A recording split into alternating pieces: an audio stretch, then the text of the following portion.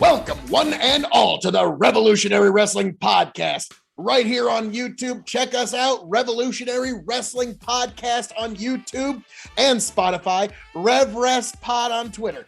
I am your King of Extreme, Phil KOE, the devilishly handsome outlaw himself. You can find me at KOE Nation on YouTube, Twitch, and TikTok, folks. Yes, YouTube, Twitch, and TikTok. You can find your King of Extreme. But without further ado, let's get into this breaking news. Ring of Honor. Is it done? Is it closed for business? Will it be no more? We will find out very shortly. What really put the nail in the coffin for me in terms of whether I think this company will actually restart or not is the fact that they put their tape library for sale. The fact that their extensive, almost decade-long tape library is now for sale tells me that they're probably not going to be in operation next year, which is unfortunate. Now, everybody thinks, oh, Vince is going to buy up the tape library. Not necessarily. That's not a given. What a lot of people don't remember is that in Ring of Honor, within its tape library is one very important pay-per-view, All In, which was the impetus to create All Elite Wrestling. So you can bet that Tony Khan's going to want that in his tape library. And he's also trying to build up his library for other streaming services. But WWE, when they hear that there's wrestling tape libraries for sale, they usually don't skimp. So let me know what you think in the comments as to where that's going to go. But I just wanted to get into a little something here. This is actually from Sports Illustrated, the wrestling side. This was published October 28th, 2021. Chronic mismanagement spelled the demise of Ring of Honor as we know it. The pioneering wrestling company isn't dead, but Sinclair's mistakes prevented it from reaching its full potential by the one and only Justin Barrasso. So, here we go. Here's the article. AEW aired a fantastic live edition of Dynamite on Wednesday night in Boston, then taped this week's Rampage. The stars involved in the show included Adam Cole, Hangman Page, the Young Bucks, all of whom were once key players in Ring of Honor. Had Ring of Honor correctly utilized its massive reservoir of talent over the past 5 years, it should have been able to put on shows like Dynamite and Rampage. Instead, the once proud company is looking to reimagine its future. Ring of Honor, which on multiple occasions redefined the wrestling space, announced Wednesday that it is effectively going to cease operations as a full-time company. Ring of Honor's COO, Chief Operational Officer, Joe Koff, who is an executive for Sinclair Broadcasting Group, Ring of Honor's parent company, held a Zoom call for talent to explain the specifics. That included everyone being released from their contract. Not everyone from the roster, however, was on the call, which left multiple people, including some top talent, unaware of the massive change. Sports Illustrated confirmed from multiple sources that contracts expiring on or before March 31st, 2022 will be paid out for the duration of the deal. Contracts extending beyond March 31st will necessitate individual meetings between the talent and Sinclair management, most likely to come to terms on a buyout. Ring of Honor's first event, The Era of Honor Begins, took place in February of 2002. The promotion was known among industry insiders as a welcome alternative from WWE and featured emerging stars like CM Punk, Samoa Joe, Bryan Danielson, and Nigel McGuinness. Its financial situation changed significantly in 2011 when Sinclair purchased the promotion.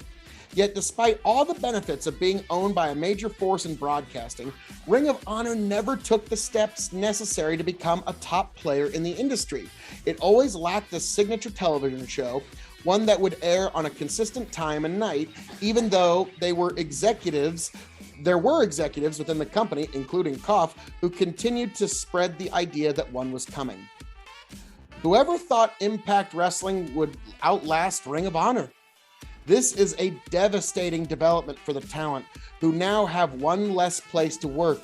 And while the pandemic will ultimately bear the brunt of the blame, It is simply not fair to use that as the excuse. When speaking with multiple Ring of Honor talent and former office employees, they all shared the same sentiment, telling Sports Illustrated that the end of the company is the result of mismanagement from the top.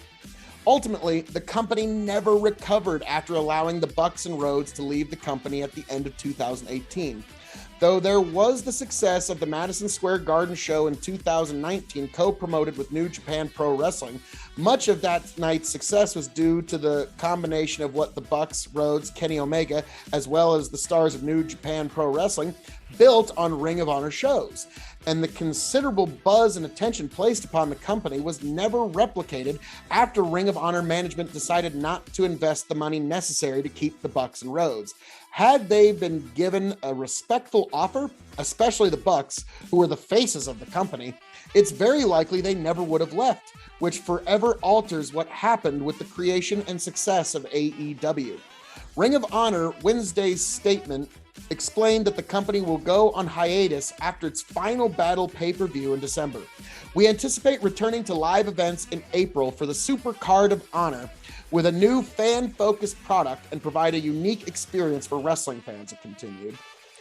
If Ring of Honor is sincere in its desire to run Super Card of Honor in April, it is odd that talent contracts were not extended to include that date. For years, Ring of Honor offered a savings or zero net loss to Sinclair. The company will likely explain its new business model on an inability to recover from the pandemic, during which Ring of Honor was still paying talent contracts, even when not running shows. But the truth is that the product was stale and shows were unable to sell tickets. Impact and Major League Wrestling should benefit from the wealth of talent suddenly hitting the free agent market. But the pool is diluted for the talent since the market is now flooded with free agents. The Ring of Honor tape library is also available and will go to the highest bidder. Ring of Honor has been privately trying to move the library, the Sinclair-owned archive from 2012 on, for more than a year. That includes the All-In pay-per-view in September 2018, which was the precursor to AEW. While AEW owns a trademark, it is Ring of Honor that owns the footage. Sports Illustrated learned that the company is asking for much more than the current market dictates. And while it once seemed like WWE would be a major factor in pursuit of that tape library, it makes slightly less sense now considering that so many former Ring of Honor stars have exited WWE. Backed by Sinclair, Ring of Honor possessed every tool to flourish in pro wrestling space. Its demise is an avoidable and sad end of a pioneering wrestling company.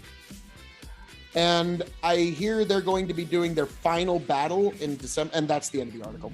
They will be doing their final battle in December, and I will definitely be watching that because this is the end of an era. Because I'll be honest, if you had to ask me, I think that will be Ring of Honor's final pay-per-view. I do not believe they will come back next year. I think with the sale of the tape library, that will be Sinclair cutting its losses, calling it good. So folks, this is an unfortunate development for fans of Ring of Honor, for fans of wrestling, not sports entertainment. And I wish all of the talent and everybody involved a speedy placement and somewhere else, wherever you will find greater happiness. So folks, it's unfortunate, but as I'm known to say around here, all that being said, thank you for joining us here at the Revolutionary Wrestling Podcast. You can find us, Revolutionary Wrestling Podcast, on YouTube and Spotify, RevWrestPod on Twitter. And I am Phil KOE of the KOE Nation. You can find me at KOE Nation on YouTube, TikTok, and Twitch. Yes, YouTube, TikTok, and Twitch, KOE Nation. Folks, thank you for being here. Thank you for joining us. I hope to find all of you back here at the Revolutionary Wrestling Podcast, happy, healthy, much the wiser. And for all of you at Ring of Honor, God bless, Godspeed, travel well. Here and see if it just smooths itself out. Back, tell you what I'll do if I ever get back. I promise to refabricate you, raging Rivers of gold. That's what the brochure advertised. And now we're lost. We gotta take it down. Let you down slow. It's hard to survive.